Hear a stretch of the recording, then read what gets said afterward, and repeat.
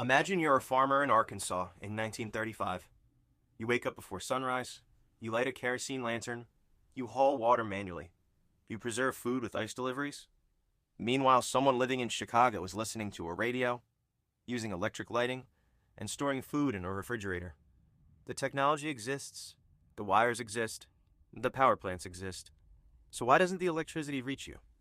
The answer wasn't engineering, it was economics. And solving that problem would eventually reshape the American electric grid. Utilities love density. 1 mile of wire in a city might serve hundreds of customers.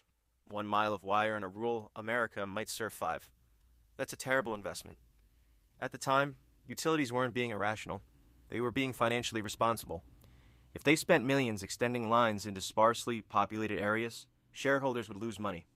So rural communities waited, and waited, and waited. By 1935, roughly 9 out of 10 urban homes had electricity. Most rural homes did not. The divide wasn't technological, it was financial. And it was becoming impossible to ignore.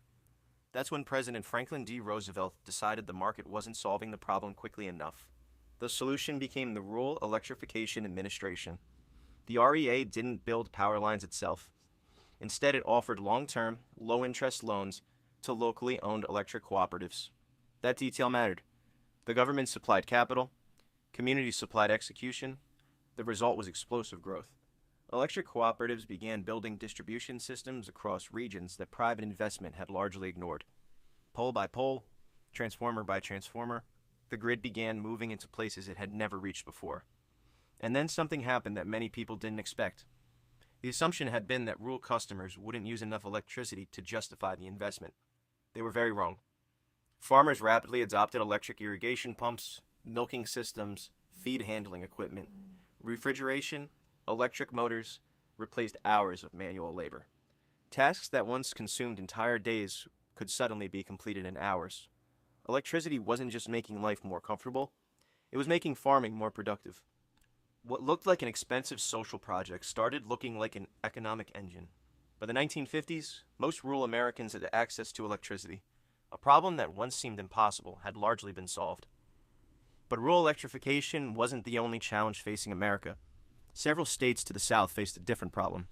The Tennessee River Valley was one of the poorest regions in the country. Flooding was common, economic development lagged, reliable electricity was scarce. Private investment wasn't rushing in. The risks were high, the returns were uncertain. The federal government looked at the region and saw something different: potential. In 1933, the Tennessee Valley Authority was created. And unlike the REA, this wasn't simply a financing program. The TVA was a massive infrastructure project. Dams were constructed throughout the river system, hydroelectric generation stations were built, transmission lines expanded across the region. But the goal wasn't simply to produce electricity. Electricity was the tool. The objective was transformation. The dams controlled flooding, river navigation improved, industrial development accelerated. Manufacturing facilities began locating in areas that previously lacked reliable power. Jobs followed, communities expanded, investment followed investment.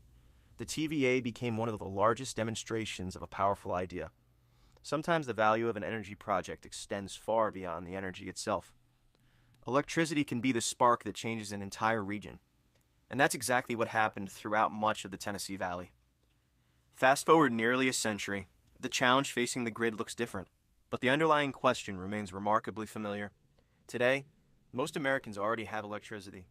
The challenge is preparing for demand that hasn't fully arrived yet. Electric vehicles, artificial intelligence, massive data centers, electrified heating systems, new manufacturing facilities. All of these technologies require power, a lot of power. Utilities are being asked to build infrastructure years before it will be fully utilized, and that creates tension. Customers don't want to pay for infrastructure that appears oversized. Utilities don't want reliability problems. Developers want capacity immediately. Regulators want affordability. Everyone agrees the grid must remain reliable. The disagreement is about when investment should occur. But too early, and critics call it wasteful.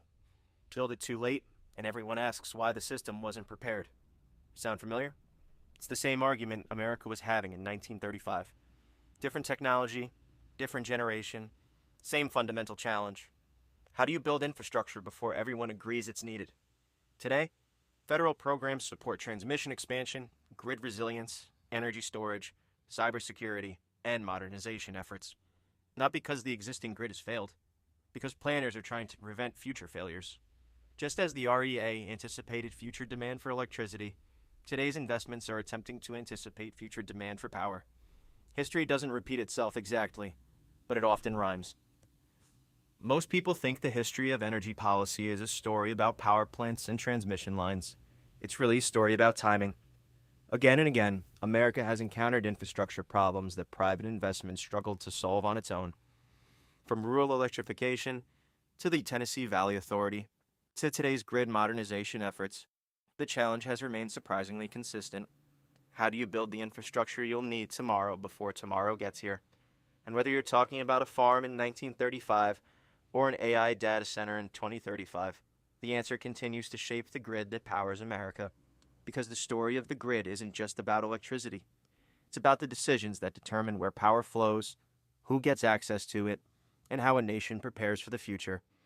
This is Grid State, where the electric system gets explained one layer at a time.